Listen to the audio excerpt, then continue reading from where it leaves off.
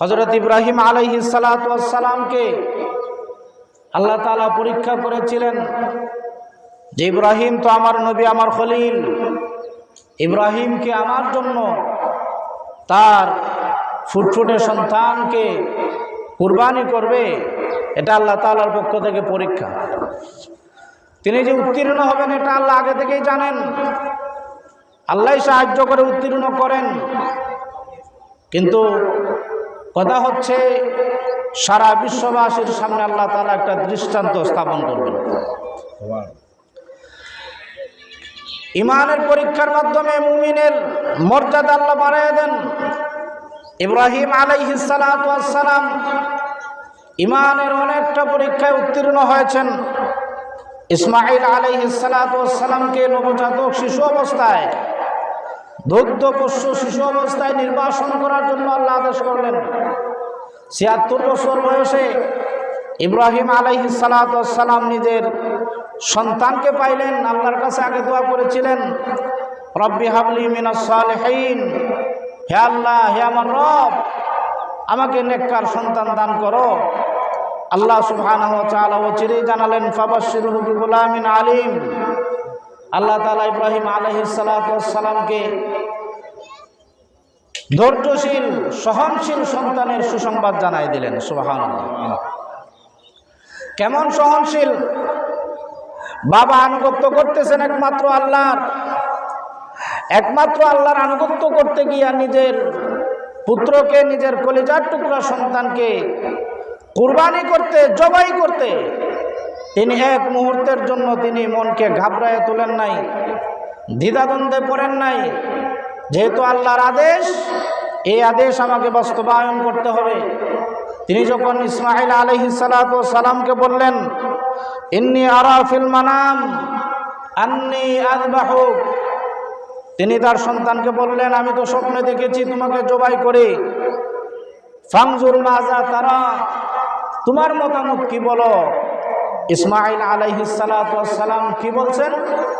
তিনি বলেন নাই যে আমাকে দুগ্ধপুষ্য শিশু অবস্থায় আমাকে জনমানবহীন এক মরু প্রান্তরে আমার মাকে আর আমাকে ফেলে রেখে চলে আসছিলেন। আপনি কেমন বাবা? আজকে দুদিন পরে আমার যখন হাঁটা চলার বয়স। তো ইব্রাহিম আলাইহিস সালাতু ওয়াস সালাম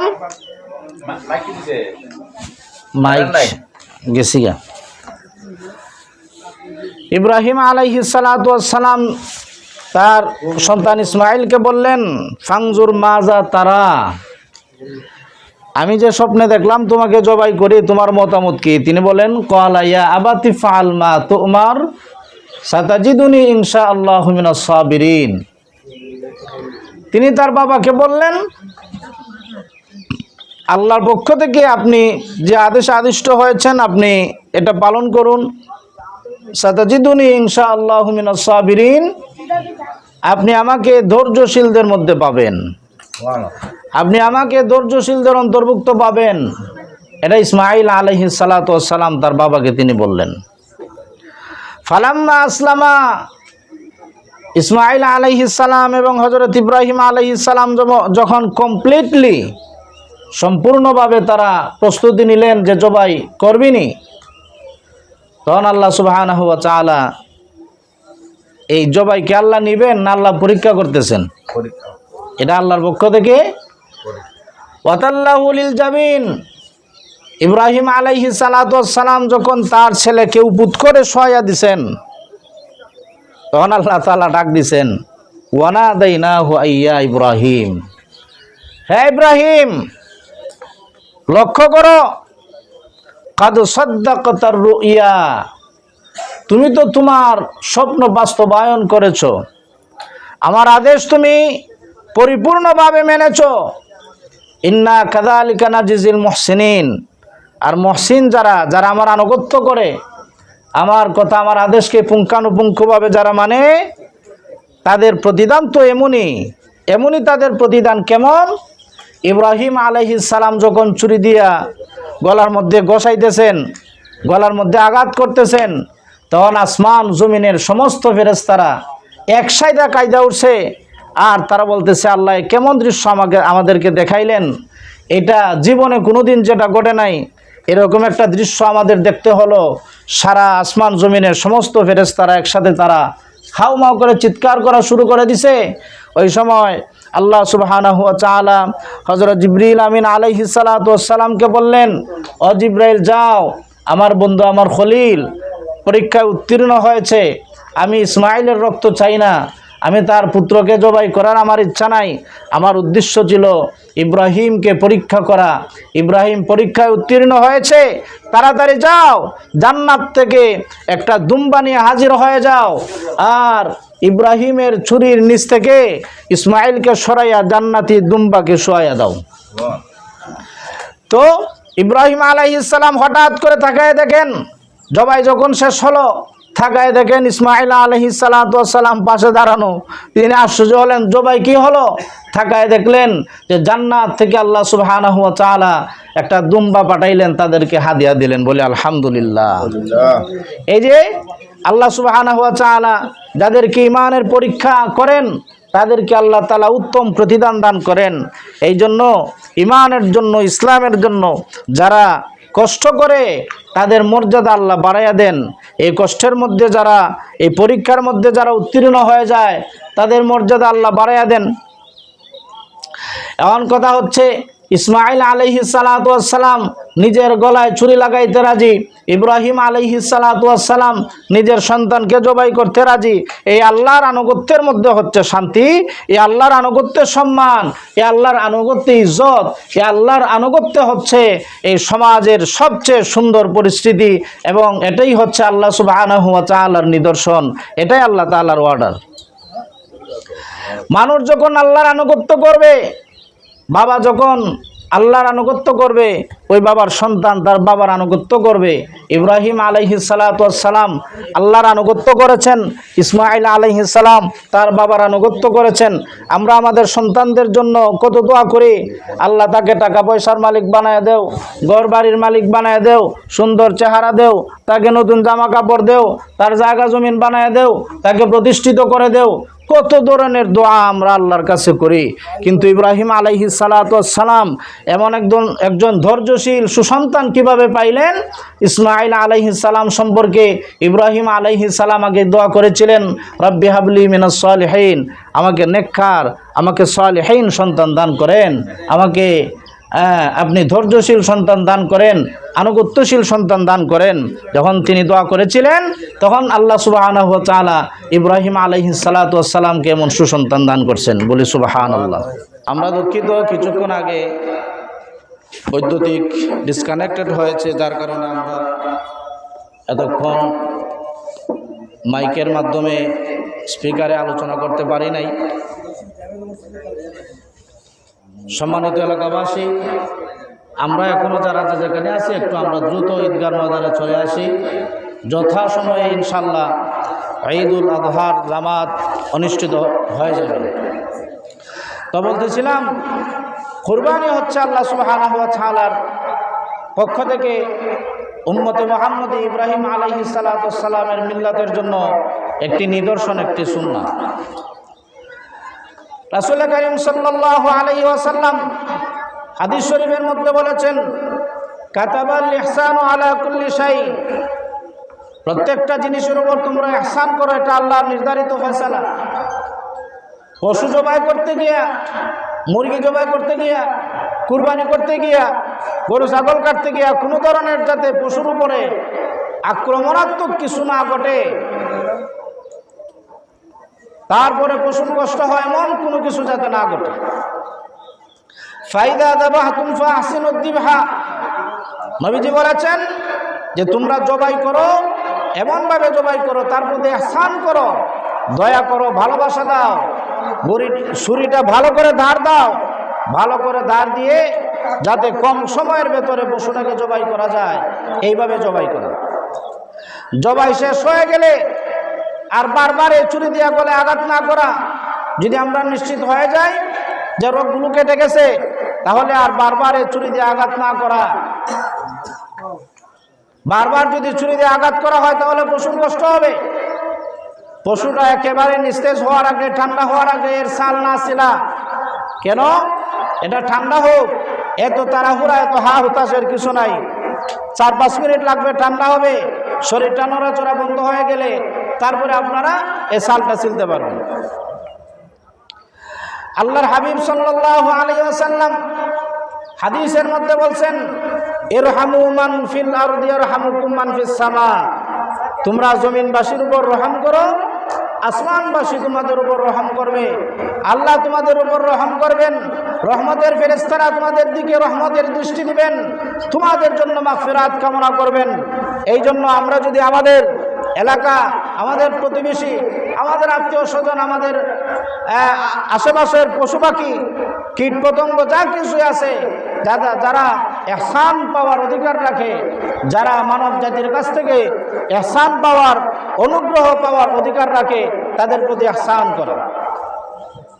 কাতাবাল ইহসান আলা কুল্লি শাই, প্রত্যেকটা জিনিসের উপরে ইহসান করা। নবীজি অন্য হাদিসের মধ্যে বলেন, লা ইয়ারহামুল্লাহ মান লা ইয়ারহামুন নাস। আল্লাহ তাদের উপর দয়া করেন না যারা মানুষের উপর দয়া করে না। যারা মানুষের উপর দয়া করে না, আল্লাহ তাদের উপর দয়া করেন না। আমরা আমাদের প্রতিবেশীর সাথে কেমন আচরণ করব,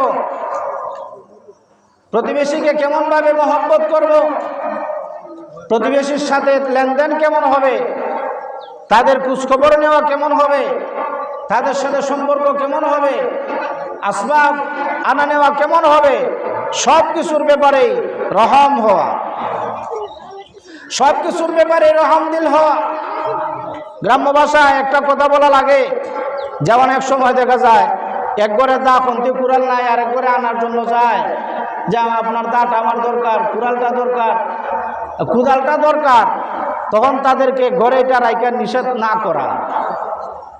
আমারটা ভেঙে গেছে, আমারটা এটা কাজ করা যাবে না, এটা বুতা হয়ে গেছে, এটা এটা কাজ করা যাবে না, এইরকমভাবে নিষেধ না করে যারা যা কিছু চায় প্রতিবেশী হিসেবে, মানুষ হিসেবে তাদেরকে ওই জিনিসটা দিয়ে অনুগ্রহ করা, ইহসান করা। এইভাবে যদি আমরা মানুষের প্রতি ইহসান করতে পারি, প্রতিবেশীর প্রতি যদি আমরা ইহসান করতে পারি, তাহলে আসমান থেকে আমাদের প্রতি ইহসান আসবে, আল্লাহর পক্ষ থেকে ইহসানের ফয়সালা হবে, আল্লাহর পক্ষ থেকে ভালোবাসার ফয়সালা হবে। সবাই শুধু বলে, হুজুর আমারে কেউ মহব্বত করে না, আমারে কেউ ভালোবাসে না।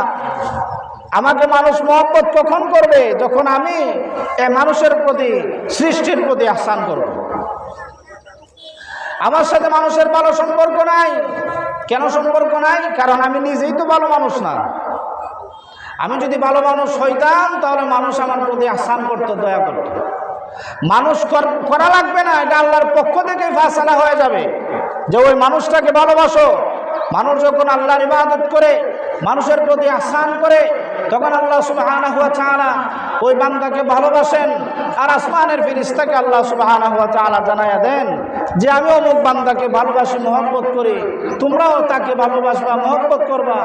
আসমানের ফেরেশতারা জমিনের ফেরেশতাদেরকে আল্লাহ বলে দেয় যে ও জমিনের ফেরেশতারা, আমরা তো আসমানের ফেরেশতা, আল্লাহ সুবহানাহু ওয়া তাআলা আমাদেরকে জানাই দিয়েছেন যে অমুক গ্রামের কুতুবের চক গ্রামের কলিমুদ্দিনকে আল্লাহ তাআলা মহব্বত করেন, তাই আমরাও তাকে মহব্বত করি, তোমরাও তাকে মহব্বত করবা। সুবহানাল্লাহ।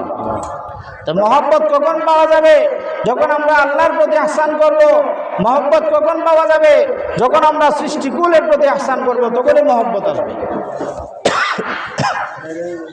এই জন্য পশু কুরবানি দেওয়ার সময় আমরা সচেতন থাকব যেন পশুকে যত পারা যায় কষ্ট না দিয়া সুন্দরভাবে জবাই করা যায়। একটা পশুর সামনে আরেকটা পশুকে জবাই না করা, কুরবানি করার আগেই পশুকে ছুরি না দেখানো, পশু আতঙ্কিত হয়ে যায়। পশুরও তো একটা মন আছে, একটা মানসিকতা আছে। দেখা যায় যখন কুরবানিটা দেওয়া হয়, কুরবানির আগে পশুটা ওই মালিকের গলায় লাগায়, মালিকের সাথে তার গা ঘেঁষায়। কেন? বাজার থেকে একটা কুরবানির পশু আনতে গেলে দেখা যায় টাকা পয়সা লেনদেন হয়ে গেছে, কিন্তু পশুটা আগের মালিককে ছেড়ে আসতে চায় না। ওই পশুটা তার আগের মালিকের গলায় গলা লাগায়, তার গায়ে গা লাগায়, তার সাথে একটা মহব্বত সৃষ্টি হয়ে গেছে। তার সাথে পশুটার একটা মন আছে, একটা হৃদয় আছে, সেও তার মালিককে চিনে। পশুটা তার মালিকের প্রতি এত নম্র, এত বিনয় কেন, যে আমার মালিক রাত দিন কষ্ট করে রোদে পুড়ে আমার জন্য ঘাসের ব্যবস্থা করছে, আমার জন্য বিভিন্ন ধরনের খাবারের ব্যবস্থা করছে, বৃষ্টিতে ভিজে আমাকে অনেক জায়গা থেকে তার ঘরের মধ্যে নিয়ে আসছে। ওই মালিক আমাকে কত আহসান করছে, আজ আমাকে তার কাছ থেকে বিদায় নিতে হয়। পশুটাও বুঝে তার মালিকের কাছে সে বিনয় হওয়া দরকার। কিন্তু আফসোসের বিষয় হচ্ছে আমরা আমাদের মালিককে চিনলাম না, যে আল্লাহ সুবহানাহু ওয়া তাআলা প্রতিটা মুহূর্তে মুহূর্তে আমাদেরকে তার নিয়ামত দিয়ে ঘিরে রেখেছেন। যদি একটা সেকেন্ডের জন্য শ্বাস বন্ধ হয়ে যায়, হার্ট ব্লক হয়ে যায়, দেখা যায় পৃথিবীর সব আলো অন্ধকার হয়ে যায়। সুতরাং একটা পশু যদি তার মালিককে চিনল, আমরা যদি আমাদের মালিককে না চিনি, আমাদের মালিক কে? সবাই বলে আমাদের মালিক কে? আমাদের মালিক আল্লাহ। পশু মালিককে চিনে, পশু মালিককে চিনে, কিন্তু আমরা মালিককে চিনলাম না। আমরা পশুর চাইতে নিকৃষ্ট, বাল হুম আবাল, পশুর চাইতে নিকৃষ্ট। এজন্য আসুন আমরা সবাই আমাদের মালিককে খুঁজি, আমাদের মালিককে খুঁজি। সুবহানাল্লাহ। হাজিরা যারা হজে গেছেন, তারা গেছেন প্রথমে মিনায়। মিনা থেকে আছে কাকে জানি খুঁজে, জিকির করে, আর কাকে খুঁজে কিছু নাই, মরুভূমি আর সাদা কাপড় দিয়া একটা বেষ্টন করে একটা তাবু আছে। এই তাবুতে তারা বসে বসে শুধু জিকির করে আর তালবিয়া পাঠ করে। কার জন্য গেল? লক্ষ লক্ষ টাকা খরচ করে সেখানে গেল কার জন্য? যিনি দাওয়াত দিলেন তাকে গিয়া পাইল না, মিনায় গেল গিয়া পায় না। আরে কাকে খুঁজতে আসলাম, যাকে খুঁজতে আসলাম, খুঁজে আসলাম, তাকে তো এখানে পাইলাম না। তারা সূর্যোদয়ের আগে আগে চলে যায় আরাফার ময়দানে, কুল আকাশের নিচে সারা দিন পর্যন্ত তারা ওই মালিকের প্রশংসা করতে থাকে। লা ইলাহা ইল্লাল্লাহু ওয়াহদাহু লা শারীকা লাহু লাহুল মুলকু ওয়া লাহুল হামদু ওয়া হুয়া আলা কুল্লি শাইইন কাদির। এইভাবে সারা দিন তারা রোদে পুড়ে মালিককে খুঁজে আর মালিকের প্রশংসা করে। মালিককে তো আর খুঁজে পায় না। তারপর মালিককে খুঁজে আবার আরাফার ময়দান থেকে মুজদালিফায় চলে যায়। মুজদালিফায় গিয়েও দেখা যায় মালিককে খুঁজে পায় না। কিন্তু মালিক একজন আছে কিনা? আর একটু জোরে বলে, মালিক একজন আছে কিনা? মালিক আমাদের আছে। আমাদের মালিক কে? আমাদের মালিক আল্লাহ। আল্লাহু আকবার, আল্লাহু আকবার, লা ইলাহা ইল্লাল্লাহ, আল্লাহু আকবার, আল্লাহু আকবার, ওয়ালিল্লাহিল হামদ। আমাদের মালিক আল্লাহ। সুবহানাল্লাহ।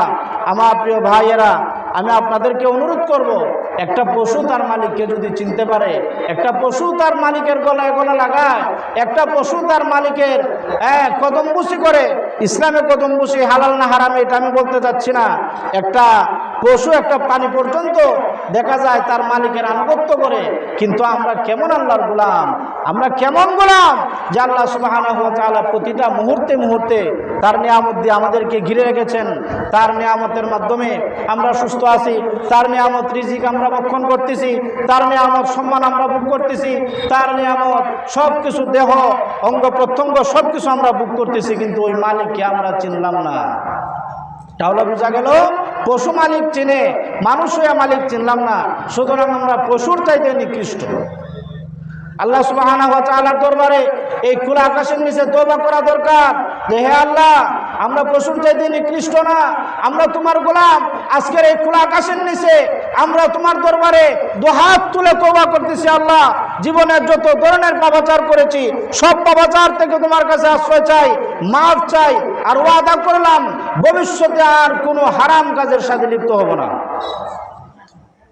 এইভাবে যখন আমরা আল্লাহর দরবারে আমাদেরকে আল্লাহর গোলাম বলে স্বীকৃতি দিব, যদি আল্লাহ আমাদেরকে সব দেয়, বাড়ি দেয়, গাড়ি দেয়, বিল্ডিং দেয়, নারী গাড়ি বাড়ি সব কিছু দেয়, কিন্তু আল্লাহ হাসরের ময়দানে আমাদেরকে বললো না যে এটা আমার গোলাম, এটা আমার বান্দা। যদি আল্লাহ বলেন এটা নাফরমান, এটা কাফের, এটা মুশরিক, এটাকে আমার সামনে থেকে সরাও, আল্লাহ যদি হাসরের ময়দানে আমাদেরকে থাকানি না, তখন কেমনটা লাগবে? দুইটা ছাত্র গেছে উস্তাদের সামনে, যাওয়ার পরে দেখা যায় উস্তাদ বারবার শুধু এক ছাত্রর দিকে তাকায় আর এক ছাত্রর দিকে তাকায় না, এক ছাত্রর সাথে কথা বলে আর এক ছাত্রর সাথে কথা বলে না, একজনের দিকে বারবার তাকায়, যার দিকে তাকায় সে তো মনে মনে খুশি, হুজুর আমার উপরে খুশি আছে, হুজুর আমার প্রতি সন্তুষ্ট আছে, হুজুর আমার সাথে কথা বলে, হুজুর আমার জন্য দোয়া করে। কিন্তু আরেকটা ছাত্র মনে মনে কষ্ট পায়। আরে কষ্টটা তো সেই কষ্ট যে কষ্টটা মানুষকে ভাষায় প্রকাশ করার মতো না, যে আমার সাথের ছাত্র ভাই তার সাথে হুজুর কথা বলে কিন্তু আমার সাথে হুজুর কথা বলে না, আমার দিকে তাকায়ও না, তার অন্তরে জ্বালাটা কে বুঝবে? তা হাশরের ময়দানে আল্লাহ সুবহানাহু ওয়া তাআলা একদল বান্দাদের দিকে রহমতের দৃষ্টি দিবেন, তাদের দিকে তাকাইবেন। ওই সময় যদি আমার দিকে আল্লাহ রহমতের দৃষ্টি দেন না, আমার দিক থেকে চোখ দৃষ্টি আল্লাহ সরায় নেন, ওই দিনে এর চাইতে হতভাগা মানুষ মানব ব্যক্তি আর হতে পারে না, ঠিক কিনা? অতএব এই খোলা আকাশের নিচে ঈদুল আজহার দিনে আমি আপনাদেরকে অনুরোধ করব যে খোলা আকাশের নিচে আল্লাহ রাব্বুল আলামিনের কাছে আমরা সমস্ত পাপাচার থেকে আশ্রয় চাইব, শয়তান থেকে আশ্রয় চাইব, আর আল্লাহর কাছে তৌফিক চাইব। আল্লাহ সুবহানাহু ওয়া তাআলা আমাদেরকে যেন তার গোলামি করার তৌফিক দান করেন, সবাই বলে আমিন। আর ছেলেমেয়ের জন্য আজকের এই দিনে বিশেষ করে ছেলেমেয়ের জন্য দোয়া করব। ইব্রাহিম আলাইহিস সালাতু ওয়াস সালাম ওই ছেলের জন্যই দোয়া করছিলেন, রব্বি হাবলি মিনাস সালিহিন, যার জন্য দোয়া করছিলেন সেই সন্তানই বলে, বাবা আমাকে জবাই করার জন্য আপনার প্রতি আল্লাহর আদেশ, আপনি আমাকে জবাই করুন। ক্বালা ইয়া আবাতি ফাআল মা তুমার সাতাজিদুনি ইনশাআল্লাহু মিনাস সাবিরিন, আপনি আমাকে জবাই করুন, আপনাকে আল্লাহ যে আদেশ করছেন আদেশ বাস্তবায়ন করুন। ক্বালা ইয়া আবাতি ফাআল মা তুমার, আপনার প্রতি যে নির্দেশনা আছে এটা বাস্তবায়ন করুন। সাতাজিদুনি ইনশাআল্লাহু মিনাস সাবিরিন, আমাকে আপনি ধৈর্যশীলদের মধ্যে পাবেন। সুতরাং ইব্রাহিম আলাইহিস সালাতু ওয়াস সালাম নেক সন্তানের জন্য আল্লাহর কাছে দোয়া করছেন। আমরাও খোলা আকাশের নিচে আল্লাহর কাছে বলবো, হে আল্লাহ আমার সন্তানকে ধন দৌলত দেন বা না দেন, আমার সন্তানকে অন্য কিছু দেন বা না দেন, কিন্তু আপনার কাছে আমরা ভিক্ষা চাই, আমাদের সন্তানদেরকে নেক সন্তান বানায় দেন। সুবহানাল্লাহ। আমার স্ত্রীর পেটে আপনি নেককার আওলাদ দিবেন, যে আওলাদ আমাদের জন্য দোয়া করবে, যে আওলাদ আমাদের জন্য সুপারিশ করবে, এমন আওলাদ আল্লাহর কাছে চাইবেন। কিন্তু আমরা হতভাগার দল, আমরা বারবার বলি হে আমার ছেলেটার বাড়ি নাই, গাড়ি নাই, টাকা নাই, পয়সা নাই, এর জন্য রাইতে দিনে পেরেশানির শেষ নাই। কিন্তু কোরআন তেলাওয়াত জানে কিনা, হাদিস জানে কিনা, মাসালা জানে কিনা, ইসলাম বুঝে কিনা, মা বাবার সাথে আদব আখলাকের ব্যাপারে কোনো জ্ঞান তার আছে কিনা, না জ্ঞান শূন্য ব্যক্তি, জ্ঞান শূন্য সন্তান, এমন কোনো দৃষ্টিভঙ্গি, এমন চিন্তা ভাবনা আমাদের মধ্যে নাই। সুতরাং আমি আপনাদেরকে অনুরোধ করব, আল্লাহ সুবহানাহু ওয়া তাআলা আমাদেরকে যেন নেককার তার বান্দা হিসেবে কবুল করেন, সবাই বলে আমিন। এখনই আমাদের আজকের খতিব মহোদয় এসে যাবেন, আপনারা যে যেখানে আছেন তাড়াতাড়ি আপনাদেরকে অনুরোধ করব যে আপনারা দ্রুত ঈদগাহ ময়দানে চলে আসেন। ইনশাআল্লাহ যথাসময়ে আমাদের ঈদুল আজহার জামাত ইনশাআল্লাহ শুরু হয়ে যাবে। তো বলতেছিলাম ভাইয়েরা আমার, এই ঈদের দিন আনন্দের দিন, আনন্দ কার জন্য? যার কুরবানি কবুল হবে। কত আফসোস লাগে, একটা পশু মানুষ কত কষ্ট করে পালছে, আল্লাহর একটা সৃষ্টি, আল্লাহ কত বড় জান দিয়েছেন, তাকে আমাদের জন্য হালাল করে দিয়েছেন, কুরবানি ওয়াজিব করে দিয়েছেন। কিন্তু আফসোস ওই গরুটা, ওই পশুটা জবাই করার সময় আমরা কত আনন্দে, কত হেসে হেসে সময়টা কাটাই দিই। ওই সময় তো ওই মানুষগুলো সবাই একসাথে বলবে আল্লাহু আকবার, আল্লাহু আকবার, লা ইলাহা ইল্লাল্লাহ, আল্লাহু আকবার, আল্লাহু আকবার, ওয়ালিল্লাহিল হামদ, আল্লাহর বরত্ব প্রকাশ করবে আর চোখের পানি ফেলায় আল্লাহ শুকরিয়া আদায় করবে।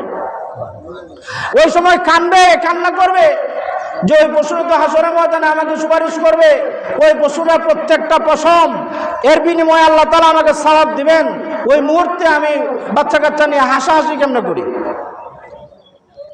যে কুরবানি কবুল না হলে আমার টাকাটাই বৃথা, যে কুরবানি কবুল না হলে আমার সম্পদ নষ্ট, যে কুরবানি কবুল না হলে হাসরের ময়দানে আল্লাহর আদালতে দাঁড়াতে হবে, যে কুরবানি কবুল না হলে আমার অস্তিত্ব থাকবে না। ওই কুরবানিটা করার সময় আমাদের একটু লজ্জা থাকা দরকার। ওই পশুটা জবাই করার সময় একটা প্রাণীর জান আমরা নষ্ট করতেছি, একটা প্রাণীর জীবন শেষ করে দিতেছি, কিন্তু ওই মুহূর্তে আমরা হাসতেছি।